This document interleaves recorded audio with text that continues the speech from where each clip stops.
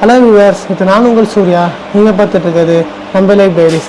இந்த எபிசோடில் நம்ம எந்த படத்தை பற்றி பார்க்க போகிறோம்னா 2026 வந்த ஸ்பானிஷ் மைஸ்ட்ரி த்ரில்லர் படமான ஃபயர் பிரேக் படம் எப்படி இருக்குன்னு பார்க்கலாம் வாங்க.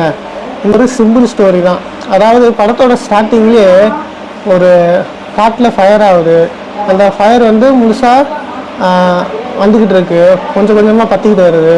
அதே தருண நேரத்தில் அந்த காட்டுக்குள்ளே ஒரு 4-5 வீடு இருக்குது. அந்த ஒரு வீட்டில் அந்த பழமையான வீட்டை விற்கிறதுக்கு ஒரு ஃபேமிலி வராங்க. அந்த ஃபேமிலியும் ஒரு சின்ன குழந்தை இருக்கா. போலீஸ் வந்து இந்த காட்டிலேருந்து தீ பற்றிக்கிட்டு இருக்கு, இங்கே பக்கத்தில் இங்கே இருக்க வீட்லேயும் வரும், தயவு செஞ்சு இந்த வீட்டை காலி பண்ணிட்டு போயிருங்க சீக்கிரம் அப்படின்னு சொல்லிட்டு இருக்காரு. இதெல்லாம் பொருட்படுத்தாமல் அந்த சின்ன பொண்ணு காட்டுக்குள்ளே நான் போயிட்டு வரேன்னு சொல்லிட்டு போகிறா. அதுக்கப்புறம் ஆளை காணோம். ஆனால் எங்கடா நம்ம பிள்ளைய காணோம்னு சொல்லிட்டு அந்த ஃபேமிலி வந்து பிள்ளையோட அப்பா அம்மா வந்து தேடிட்டு இருக்காங்க. தேடிட்டு இருக்கும்போது போலீஸில் இன்ஃபார்ம் பண்ணிடுறாங்க, பிள்ளைய தேடி கண்டுபிடிச்சி கொடுத்தா தான் நாங்கள் இந்த காட்டை விட்டு போவோம் அப்படின்னு சொல்லிட்டு இருக்காங்க. போலீஸும் நாங்கள் முடிஞ்ச அளவுக்கு முயற்சி பண்ணுறோம், தயவு செஞ்சு நீங்களும் இந்த காட்டை விட்டு போங்கன்னு சொல்லி போலீஸும் சொல்கிறாங்க. அந்த பிள்ளையோட அப்பா அம்மா என்ன பண்ணுறாங்கன்னா, பக்கத்தில் ஒரு ஆள் வீட்டை தனியாக வச்சுட்டு இருக்கான். அந்த வீட்டுக்குள்ளே போய் இந்த ஃபேமிலி போய் தேட போகுது.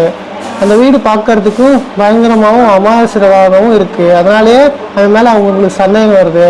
அவனை என் பிள்ளை நீ தான் கடத்தி வச்சிருக்கேன்னு சொல்லி அவன் மேலே சந்தேகப்பட்டு அவனை கட்டி போட்டு டார்ச்சர் பண்ணுறாங்க. இதுலேயே பல நேரம் செலவிடுறாங்க. மற்ற ஸ்டெப்பு எதுவுமே பண்ணாமல் அவன் வீட்டுக்குள்ளேயே சுற்றி வராங்க. இந்த படம் எப்படி இருக்குன்னா, இங்கே எடுத்துக்கிட்ட கதையை கொஞ்சம் டிஃப்ரெண்ட்டாக பண்ணியிருக்குன்னு நினச்சி பண்ணியிருக்கலாம்.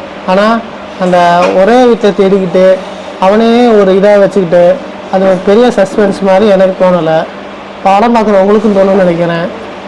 இந்த படமானது நெட்ஃப்ளிக்ஸ்லேயே அவைலபிளாக தமிழ்லேயே இருக்குது. ஸோ பார்க்கணுங்கிறவங்க போய் பாருங்கள். அடல்ட் கண்டென்ட்டை பொறுத்த வரைக்கும் இதில் எதுவுமே இல்லை. ஒரு சில கெட்ட வார்த்தைகள் யூஸ் பண்ணியிருக்காங்க, அதை மைண்டில் வச்சுக்கோங்க.